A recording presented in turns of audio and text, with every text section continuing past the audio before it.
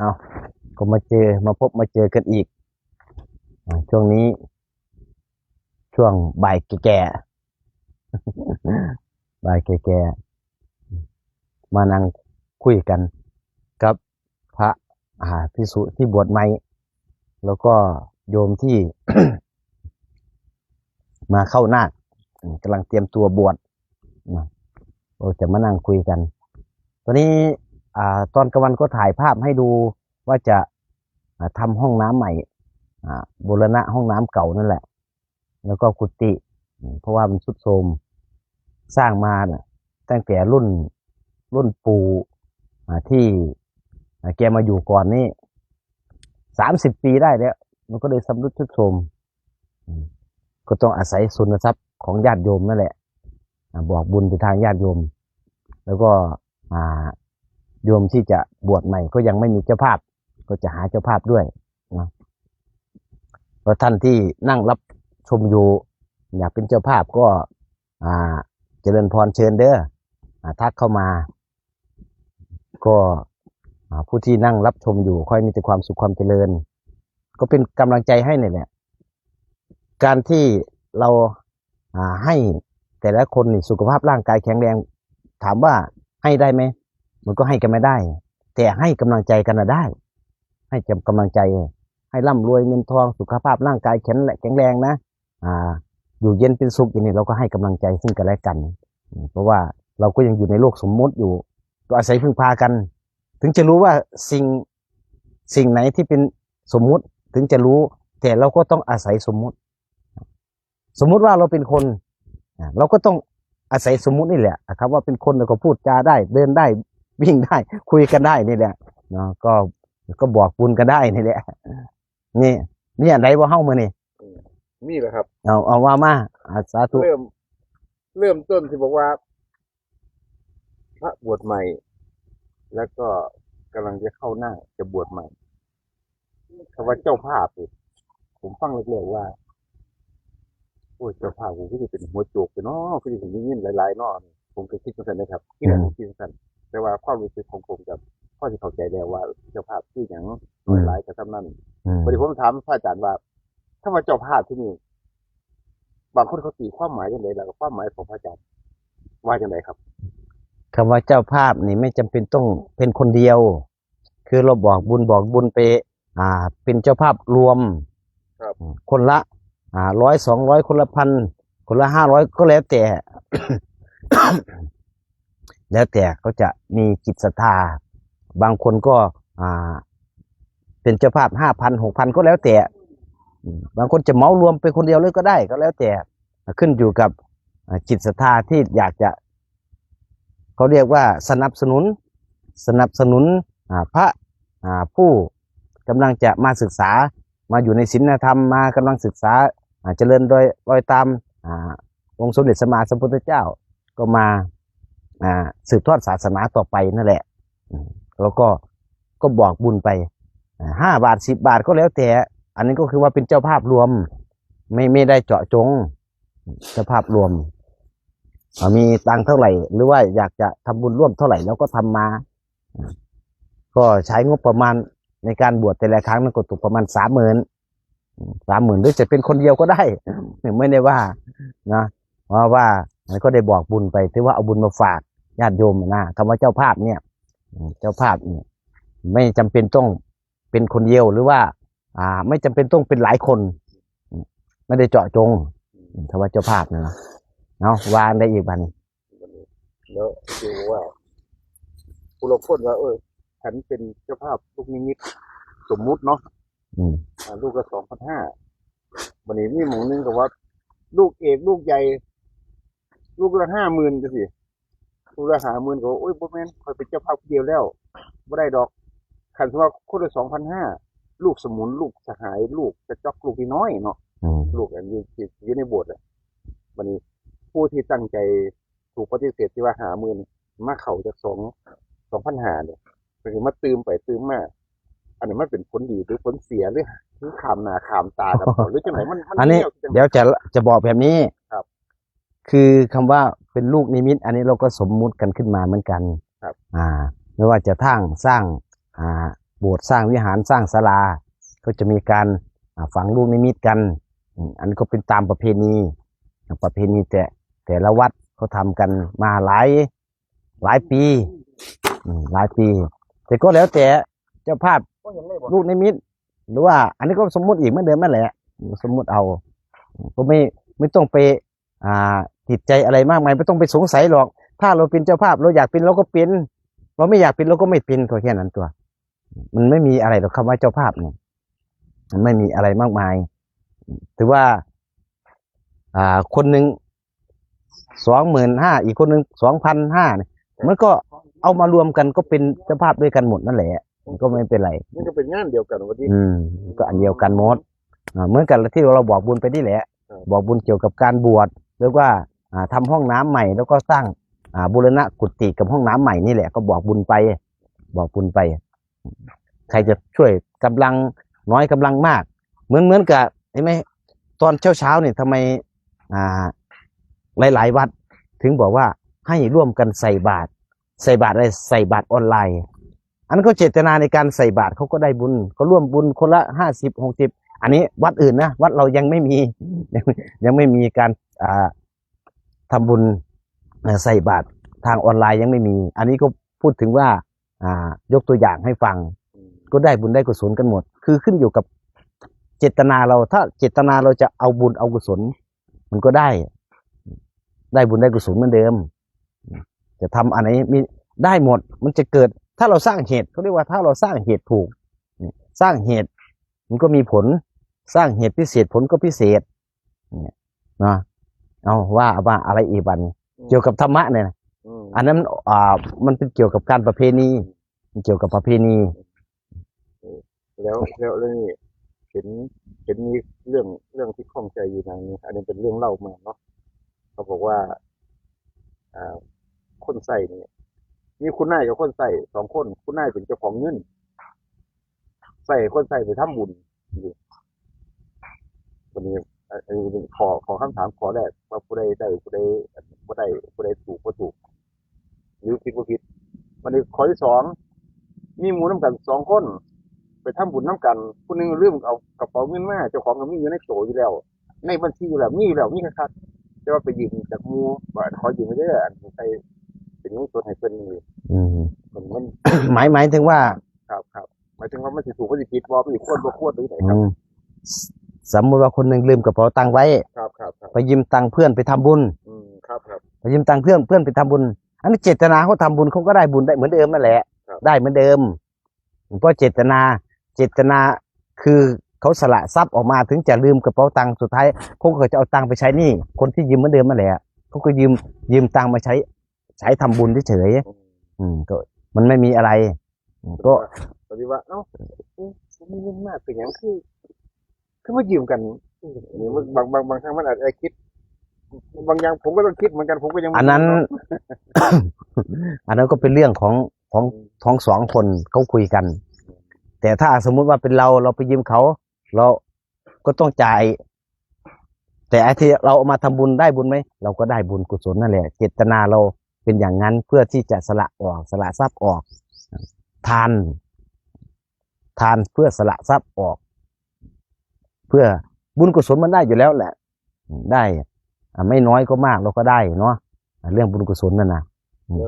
แล้วระหว่างคุณนายกับคนใช้เนี่ยคุณนายกับคนใช้คุณนายเป็นเจ้าของเงินคนใช้เป็นคนเอามาใส่บาตรให้เนี่ย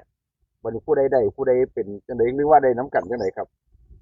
ได้กุศลด้วยกันแต่ว่าได้กุศลคนละอย่าง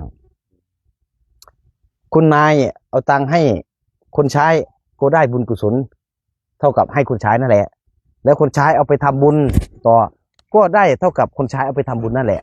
มันก็ได้คนละช่วงกันได้คนละอย่างกัน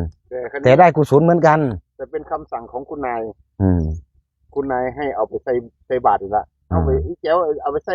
ให้คุณนายในข้าวด้วยนะข้านะครับก็ไม่เป็นไรเขาก็เต็มใจไปทำเขาก็ได้บุญได้กุศลเหมือนกันอันนี้คือถ้าเราสร้างเหตุไม่ว่าจะด้วยบังเอิญหรือว่าด้วยความโดนบังคับไปทำบุญมันก็ได้บุญแต่มันจะได้น้อยได้มากก็ขึ้นอยู่กับเจตนาเราอีกทีนึง ได้หมดได้บุญกุศลหมดเหตุถ้ามีเหตุมาผลมันก็ต้องมีนั่นแหละสร้างเหตุอย่างคนอยากจะร่ำจะรวยใช่ไหมคนอยากจะร่ำจะรวยเนี่ยพระพุทธเจ้าเขาบอกว่าให้รู้จักทานให้รู้จักทานรู้จักเสียสละรู้จักสละออกถ้าเราสร้างเหตุในการทานทรัพย์สินเงินทองนี่แหละเอาไปทานให้กับวัดโน้น10,000วัดนี้300 500แล้วก็แล้วแต่สิ่งที่จะตอบแทนเรามาโดยที่ว่าเราอยากได้เราก็ได้ไม่อยากได้เราก็ได้เพราะว่าเราสร้างเหตุไว้เหตุพิเศษผลพิเศษเป็นเรื่องธรรมดาการทำบุญอันนี้ผมที่ถามนี่มันว่าผู้ฆ่ากับผู้สั่งผู้ใดบาปก็กัน หรือว่าบาปเท่ากัน ผู้ขากับผู้สั่ง ครับผม ผู้ขากับผู้สั่งขา ผู้สั่งฆ่าแล้วก็ผู้สั่งเนี่ยบ่ได้ฆ่าถ้าให้ผู้หนึงฆ่าอีกกันนะครับผม คนสั่งขาน่ะบาปหลาย ครับผม เพราะว่าคนสั่งขานี่เอาเปรียบที่เหมือนว่าเอาแบบนี้จะยกตัวอย่างในตัวเรานี่ ครับผม จิตเป็นนายกายเป็นบ่าวเห็นปะ ครับผม เดี๋ยวจิตเราเนี่ยนะมันเป็นมโนกรรมหนักสุดแล้วจิตเราเนี่ยมีอาฆาตเครียดแค้นกับคนอื่นแล้วก็ไปสั่งให้คนอื่นไปฆ่าคนอื่น ครับผม ไอ้จิตเราเนี่ยมันบาปตั้งแต่ สั่งบาปกว่า ตั้งแต่เราคิดแล้วน่ะ ต้องเรียกว่ามันไปขาแล้ว นั่นน่ะ คิดไปที่ เพราะมันจิตมันเป็นอกุศลจิตมันมีอาฆาตพยาบาทเบียดเบียนมีครบหมดทุกอย่าง บ่ได้ฆ่าแต่ว่าเป็นผู้สั่ง อันนั้นแหละบาปเต็มๆนั่นน่ะพูดง่ายๆก็คือว่าบาปมันคืออยู่กับใจเราเนี่ยยังไงใจมันก็จะเศร้าหมอง พอไปทำเรื่องไม่ดี จิตใจมันก็จะเศร้าหมองพระพุทธเจ้าก็ไม่อยากให้จะไปเบียดเบียนสัตว์อื่นไม่อยากให้ไปเบียดเบียนแม้กระทั่งตัวเองนะเอา ก็คุณลอง เอาถามเกี่ยวกับธรรมะนี่ไหมล่ะ จะที่ไหนก็ เอาเกี่ยวกับตัวเฮ้าหน่อยไหมเกี่ยวกับตัวเฮ้านำเนี่ยอย่าเผื่อเป็นประโยชน์กับทางบ้านเขาว่าอย่างเราเพิ่งจะมาเข้าหน้าเนี่ยได้2 วัน ครับผม ได้2 วันนี่อย่างแรกก็คือแล้วก็ดูว่าพระภิกษุเริ่มทำอะไรก่อน ไม่ว่าจะอุ้มบาตรแบบไหนผ้าสะพายบาตรแบบไหนเพื่อจะซักผ้าพับผ้าแบบไหน เนี่ยหรือว่าอัฐบริขารเราแล้วก็มาดูเพื่อศึกษาบางทีท่านก็ไม่ได้บอกบางทีก็แบบทำให้ดูเราก็จำเอาตื่นเช้ามาตี 3 ตี 4ทำอะไรมากมากวาดศาลาปูอาสนะเตรียมไว้แล้วก็เราก็ต้องทำแล้วก็ดูศึกษาเอาเนี่ยเราก็เพิ่งจะบวชใหม่ อย่างอื่นยังไม่ต้องไปสนใจทีนี้ไหนเราตั้งใจว่าจะมาเพียรมาปฏิบัติมาศึกษาธรรมะเพื่ออะไรมาศึกษาธรรมะมาบวชเพื่อ คือตัวเรานี่แหละตัวข้าพเจ้า เพราะว่าอยากจะพ้นทุกข์ ครับผม ทุกคนมาบวชอยากจะพ้นทุกข์อันนี้ รู้จักเจตนาเราแล้ว เจตนาอยากจะพ้นทุกข์ที่มาบวชเพราะว่าอยู่ทางนอกนี่มันทุกข์มากนั่นจะทุกข์เกี่ยวกับเรื่องครอบครัวเกี่ยวกับลูกกับโน่นกับนี่หลายสิ่งหลายอย่างเกี่ยวกับเรื่องเงินเรื่องทองเรื่องการงานอาชีพการงานมันเป็นทุกข์ก็เลยหันหน้าเข้ามาพึ่งพระพุทธพระธรรมพระสงฆ์พึ่งพระรัตนตรัยหันหน้าเข้ามาเราก็ต้องศึกษาดูก่อนว่าเขาทำกันยังไงเอาดูจิตดูใจตัวเองนี่แหละดูจิตดูใจตัวเองเบิ่งบางครั้งเราไปฟังเยอะฟังเกี่ยวกับธรรมะไม่ว่าจะเทศครูบาอาจารย์ท่านนี้เทศครูบาอาจารย์ท่านนี้ลงใน YouTube ท่านโน้นทำเราก็อย่าพึงเชื่อให้เราเอามาเพียรภาวนาเอามาวิเคราะห์พิจารณาดูก่อนมัน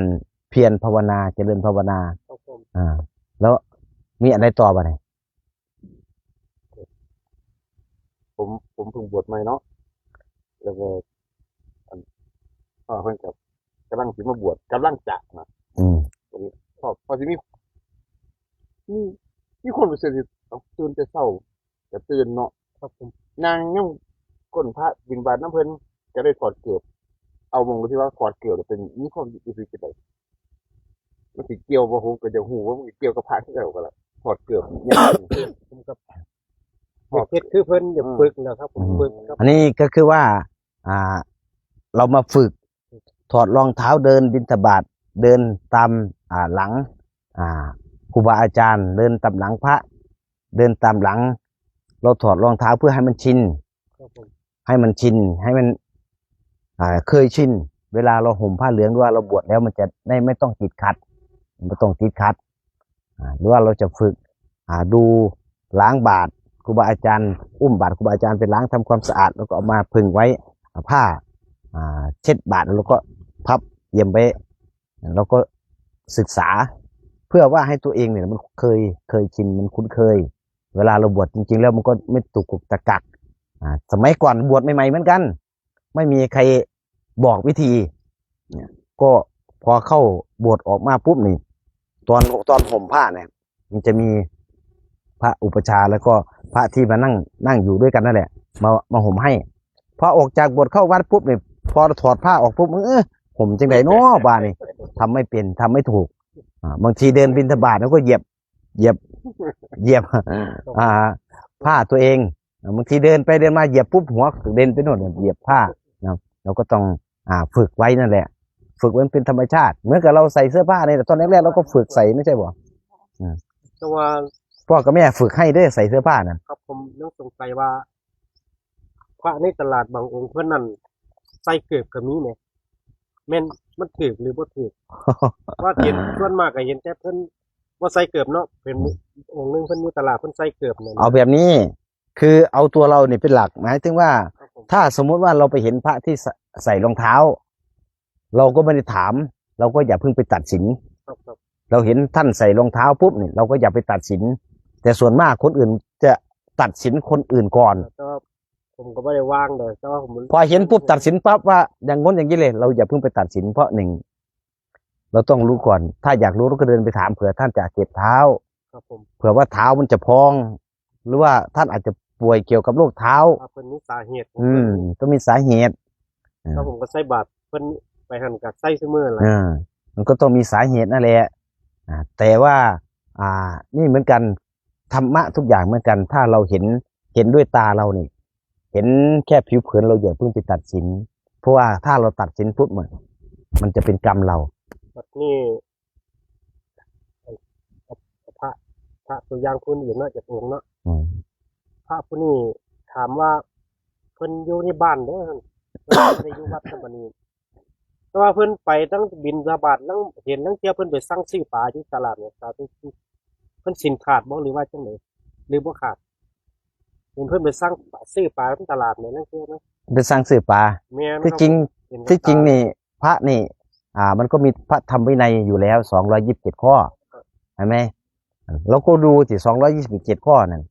หนึ่งพระพุทธเจ้าท่านก็ไม่ให้ไปชี้ว่าเราจะเอาตัวนี้ไปสั่งให้เขาฆ่าเพื่อเรานี่ก็ไม่ได้พระพุทธเจ้าก็มีข้อบอกอยู่นะเราก็พิจารณาเอาเองว่าถูกหรือผิดหรือยังไงแล้วก็ดูเจตนาของเขาด้วยเนาะเหมือนกับเราเหมือนกันถ้าเราบวชมาแล้วเราก็อย่าไปทำว่าอันไหนมันไม่ถูกไม่ควรเราเห็นแล้วว่าสิ่งนี้มันไม่เหมาะสมเราก็ไม่ต้องทำก็เอาตัวเองเป็นหลักนะเอาตัวเองเป็นหลักเหมือนกับผมเนี่ยผมก็เอาตัวเองเป็นหลักเวลาไม่ว่าจะพูดธรรมะบอกธรรมะแนะนำจะเอาตัวเองเป็นหลักเพราะจะไม่พลาดพิงถ้าพลาดพิงปุ๊บนี่จากที่มันจะเป็นธรรมะก็กลายเป็นติฉินนินทาเห็นไหมแล้วคำว่าติฉินนินทามันเข้าเลยมันก็วกเข้ามาเข้ากรรมเรานี่แหละเราก็เป็นกรรมพยายามถึงบอกว่าให้พยายามสำรวมความคิดมโนกรรมสำรวมวาจาหรือคำพูดสำรวมกายนั่นเองนะเพราะว่ากรรมมันยิ่งใส่ผ้าเหลืองเข้าไปเรื่องกรรมมันหนักกว่าโยมธรรมดาใช่ไหมทำไมถึงว่ากรรมมันหนักเอาอันที่ยกตัวอย่างเมื่อวานนี้ที่บอกว่าองคุลิมานยังไม่ได้บวชฆ่าคนแล้วทำไมมาบวชแล้วเป็นพระอรหันต์ได้แล้วทำไมพระมาบวชห่มผ้าเหลืองแล้วฆ่าคนแล้วทำไมปาราชิกแล้วขาดจากการเป็นพระเพราะกรรมมันหนักมันบาปหนักนั่นแหละมันก็เลยไม่อยากให้แต่ละคนนี่เพิ่มกรรมขึ้นมาก็เลยอธิบายให้เข้าใจง่ายๆเลยฮะถึงจะเป็นพ ระหนุ่มเนนน้อย หรือเป็นสามเณรหรือจะเป็นภิกษุที่บวชใหม่ อันนี้ให้เราสำรวมมโนกรรมไว้ให้เราสำรวมความคิดอย่าไปคิดอาฆาตมาลายเพิ่นอย่างหานห้ามไปตำหนิว่าไงคือเหมือนกับผมเนี่ย ผมไม่เคยตำหนิไม่ว่าจะเป็นพระบวชใหม่บวชเก่าไม่เคยตำหนิเพราะว่าเราไม่รู้ว่าท่านปฏิบัติถึงไหนแล้วเราไม่รู้หรอกว่าองค์ไหนเป็นพระอริยะจริงหรือเปล่าองค์ไหนเป็นพระสมมุติสงฆ์องค์ไหนเป็นพระอรหันต์เราไม่รู้แต่ว่าที่รู้จริงๆคือใจเราสามารถสำรวมใจได้ไม่ให้เราเป็นกรรมนะที่กรรมนี่แหละตัวนี้แหละมันอันตรายนะก็เจริญพรเชิญเด้อทุกคนทุกท่านก็มาร่วมทำบุญร่วมสร้างกุฏิคือบูรณะใหม่นั่นแหละ บูรณะใหม่ไม่ได้สร้างหรอกเพราะว่ามันมีอยู่แล้วแต่มันทรุดโทรมหลังคาฝนมันก็รั่วแล้วก็ไม้มันก็ผุก็พังแล้วก็อย่างเป็นห้องน้ำอย่างนี้มันก็ผุพังหมดเนาะมาบูรณะใหม่นะก็วันนี้ถือว่าก็มานั่งคุยสัพพิเฮระกับพระผู้บวชใหม่สดร้อนๆเนาะยังมันมาอยู่เลยยังมันมาอยู่เนาะ ก็ถามข่าวถามเกี่ยวกับธรรมะอันไหนที่เข้าใจไม่เข้าใจมั่งเกี่ยวกับทางโลกมั่งแล้วก็ตอบให้เผื่ออันไหนเป็นประโยชน์กับทางบ้านทางท่านผู้ที่รับชมเนาะก็สุดท้ายแล้วก็ลงตรงที่ตัวเรานี่แหละถ้าตัวเราหมั่นดูตัวเองหมั่นภาวนามันเจริญสติเจริญสมาธิเจริญให้มากทำให้มากนะพระพุทธเจ้าท่านการันตีไว้แล้วท่านไหนที่ภาวนามากเจริญมากทำให้มากยังไงท่านก็เข้าไปถึงธรรมะพระพุทธเจ้าท่านก็บอกว่าเข้าไปถึงอริยะขั้นต้นคำว่าอริยะขั้นต้นหมายถึงว่าเราไม่ลงไปนรกไม่ตกนรกนั่นแหละถ้าภาษาบ้านๆหรือว่าไม่ลงไปทุกขติภูมิหรือว่าทุกขภูมิที่มีแต่ความทุกข์ทุกขติภูมิก็ได้ลงไปอบายภูมิอบายภูมิก็ใช่มาตุภูมิเกี่ยวไหมอันไหนที่มันลำบากมันจะมีเอายกตัวอย่างข้างบนนี่ข้างบนสุขสบายเห็นป่ะข้างล่างลำบากเอายกตัวอย่างง่ายๆนี่ข้างล่างลำบากข้างบนสุขสบายกลางๆนี่มีทั้งทุกข์ทั้งสุขผสมปนเปื้อไปเนี่ยแล้วเราจะเลือกอันไหนวะเนี่ยมันคิดว่าจะเลือกอันไหนสบายอยากไปสบายตอนนี้เราอยู่กลางๆอยู่เราก็ทำเอาเพราะว่าการภาวนาปฏิบัติเนี่ยอยากเป็นสัตว์นรกเราก็เป็นตอนที่เรายังไม่ตายอยากเป็นเทวดามันก็เป็นตอนที่เรายังไม่ตายอย่างพระพุทธเจ้าหรือว่าพระโกณฑัญญะท่านก็เป็นพระอรหันต์ตอนที่ยังไม่ตายก็เหมือนกันเราเป็นเทวดาเป็นเทพเป็นพรหมเราก็เป็นตอนยังไม่ตายนี่จิตเรานี่มันเป็นถ้าเป็นพรหมก็มีจิตก็มีความเมตตากรุณามุทิตาอุเบกขาแต่มันก็ต้องเข้าถึงจริงๆเท่านั้นมันก็เป็นพรหมที่แต่ยังไม่ตายนะวันนี้ก็สมมาพอควรขอให้ทุกคนทุกท่านจงมีแต่ความสุขความเจริญอยู่เย็นเป็นสุขสุขภาพร่างกายก็เข้มแข็งแข็งแรงเด้อสาธุ